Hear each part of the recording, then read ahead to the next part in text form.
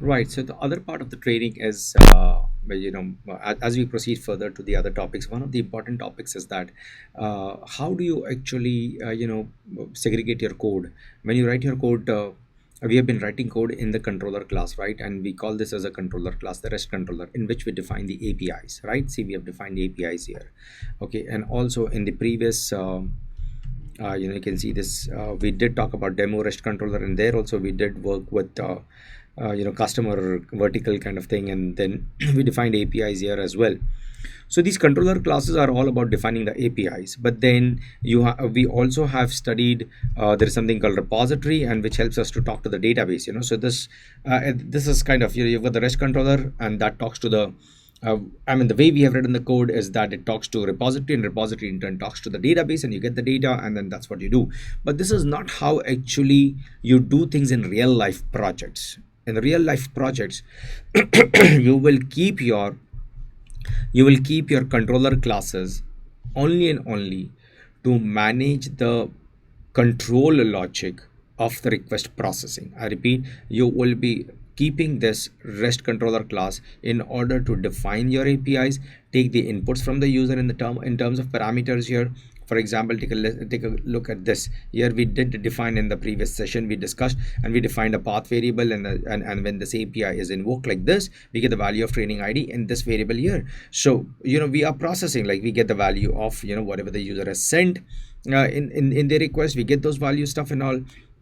So all the processing of the request can happen over here. I mean, when I say processing of request, I'm so sorry, not all the processing of the request. The when the request lands on your API, only and only the control logic part of it, and at the most you can write logic with respect to validating the inputs that the user has provided in the, or the application has provided in the API. For example, here in this case, this one is the input here, right? So at the most you can check whether it is really, it is not zero. For example, it must not be zero. It must not be a negative number. It must not be a minus number.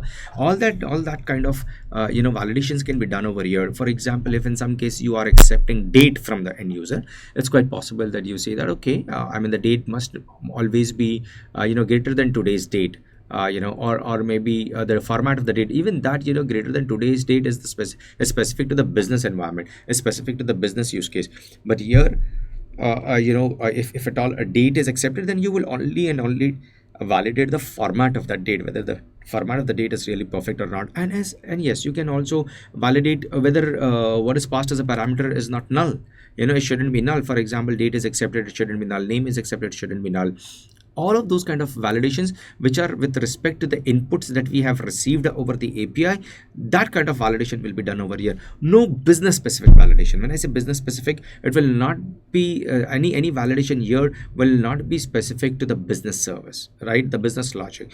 Where is the business logic supposed to go? So ideally what we do is that this is how we create a layered architecture. Let me put this over here.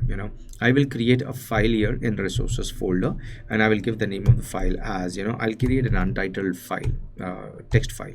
Okay, and now let me just save this, and I will save this in source main resources. This is where I'm going to keep this file, and I'll say documentation. Okay, so that you have the documentation here. So see, what is it? You will have your controller classes to be very specific REST controller classes that in turn will talk to business service classes. Okay, what is it that you will put in that business service class? Business service class will contain all the business logic.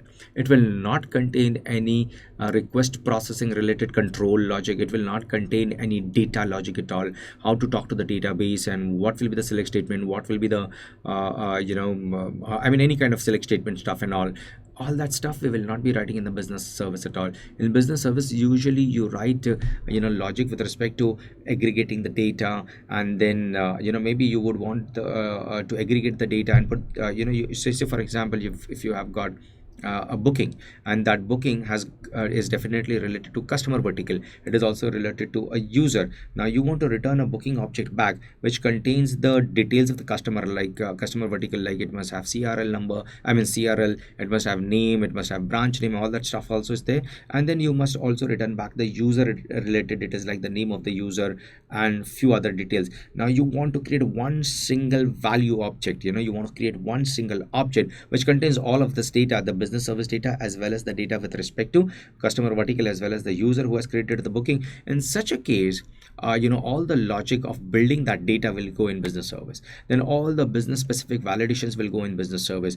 All the validation which are very much specific to that business use case. While creating the booking, there are so many validations that needs to be done. For example, okay, let's take an example of creating adding a shipment instruction. So when you add a shipment instruction, if there is a business service, there is a business service class which will implement all the validation with respect to the business, business specific validations, like not just simply validation with respect to the input that has come from the from the API, but also the business specific validation. For example, in shipment instruction, you must specify some field, particular field, the value of that field must be greater than something, or the value of that field must be between so and so, or if the value of that field must be there must at least be more than one container specified somewhere, like if you are validating the allocation, the booking where the allocation of the container is done.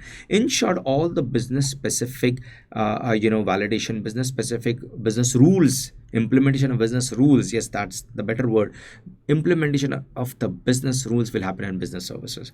But then business service will need data to work on, right? It will need data from the database. So will that business service directly talk to the repository to get the database? Now very well it is the repository component that is used in order to talk to the database. But will you ever use you will use repository directly in the business service class? No, you will create a DAO class. Actually, DAO stands for data access object, right? Object. This is the class that you will create, and it is this DAO class which in turn will then use repository. Yes, now this will use repository, and which the repository in turn will talk to the database. This is what we have already learned, right? The repository talks to the database directly. So this is how it is, my dear friends. You have controller talking to business service talking to the DAO class. Why is this DAO class separate? Why? Because DAO class actually encapsulates all the logic of talking to the database.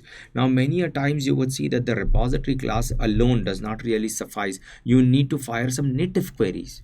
You need to fire some special queries, some queries which cannot actually be comfortably put into a repository.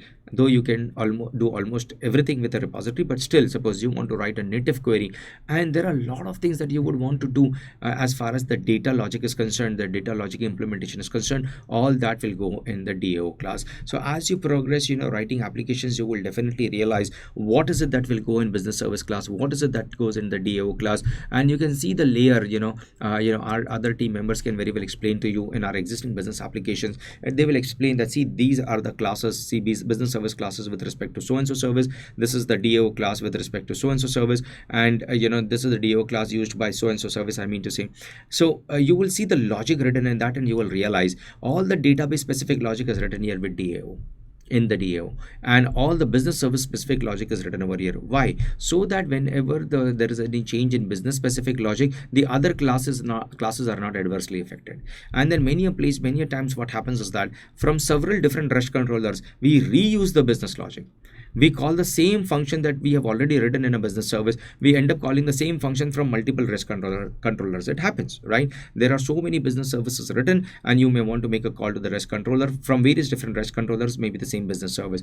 The business service in turn may use multiple DAO classes. I repeat, business service in turn may use multiple DAO classes. It may want the data from X table, it may want data from another table, it may want data from the third table. Now all the DAOs will be wired up with business service. So from business service, they will make a call to DAO, and DAO in turn may use multiple repositories, because one DAO class may encapsulate talking to 2 or 3 related tables, very related tables. For example, customer and the customer addresses, they are so tightly coupled. I will not create 2 DAO classes for it. I will create one DAO class called customer DAO, and that customer DAO class will use both the repositories customer as well as the customer address, and whenever the data is required of a particular in a particular format, it will return it back to the business service, right? So it comes with experience, it comes with learning. You've got to see all the classes that we have created, see the DAO classes we already have in our application, see the business services class we have, and then you will realize that what goes into business service and what exactly goes in the data access object class.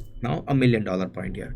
In case of business service classes, then of course all the business service classes will be there in a specific package, like model classes are there, all the customer training, customer vertical, these are kind of model classes, entity classes. You can see this, Okay, here I did not put here, but in case of training I did put, see at the rate entity. So you have, entity classes will be put into model package. You have a repository. In some cases, in most of the applications we do create another package altogether, which has got repository classes, or sometimes we put it together within the model package itself, the repository as well as this. But business services classes will mandate a new package itself. So I'll say package here, for example, and here I'll say dot services. Okay, I'll say services, and then in that I will create again, like for example in case of a training, I'll say class. Okay, I'll say class, and I will give the name of the class as, you see this, training service IMPL. This is the convention, or this is the naming convention that we follow. We create actually an interface. I'll write an interface over here, and I will call that as training service plain. Okay, I will define all my functions here. For example, public void, I'll say add training. Okay, this is the definition, right? This is just the definition here, but here I'll say training service IMPL. I will say it implements that interface. Which interface? The training service interface, correct? And when I do that, I will have to implement the methods, add training method over here, correct? It should not be void. Actually, it must be returning the newly created training object. Okay, that's how it is supposed to be. And then here it will accept a training object here itself. This is the one that needs to be added. Okay, this needs to be added, and the newly added will actually be returned back. Don't worry, we can discuss that in detail more. Now, why is this giving me an error? Because the signature is different. I said here it will return a void, but actually it is returning a training, and here it is also accepting a training object. Okay, right, that's how it is, correct? Now no errors, you see this. Okay, now there is an error because I have not returned back anything. For now I will return null. So the point here is that you create a different package. Within the package you will create all your services. Similarly, you will have DAO classes. Now DAO classes, again, it's so very related to repository and the model classes. We usually keep our DAO classes in the model itself, or in some cases we have created a separate package called DAO, and under that we create all our DAO classes. But all in all, this is how it is. You must know that there is a concept of business service classes. See the documentation here. REST controller makes a call to business service to DAO, and so on. Now, as I was saying, the $1 million point over here is this. Okay, I'll save this. Now, whenever you have got a service class like this, say for example service class like this, and it's quite possible that from this service class, as I said earlier, you may make a call to one DAO and you may insert in that table. Okay, you may use another DAO and you may update in that table, or maybe you use the same DAO class to insert something and then update something, and you do 2-3 inserts, 2-3 updates. Now you want to put all of that you are doing here in this particular function, all that you are doing here to be the part of the same transaction. Either all of these inserts and updates must complete, or all of them must be rolled back. So in such a case, you just simply need to say @transactional. That's it.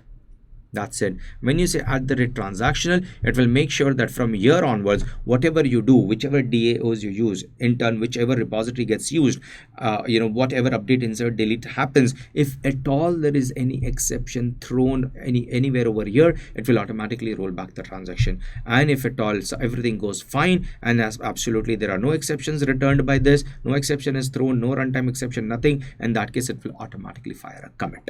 All right, so this is extremely important. You will find that in almost all of those functions which we have in our service classes, which has got insert, updates, delete, you will definitely make them as transaction. If you have a function called getter function, say for example I may have something like get training. Okay, that's a function I have, suppose. Okay, I'll say public, okay, training, and I'll say get training, right? I'm again returning null over here. Do I need to make this as transactional? No, I am not returning, I'm not updating, inserting, deleting at all. I don't need to make this @transactional at all. But all of such functions which updates, deletes, inserts, right, you must make them as transactional, right? So this was a short a brief discussion on service classes and the DAO classes, especially the transactional part of it, and then the rest of the study can be done by looking at the source code of our existing applications. Okay, thank you.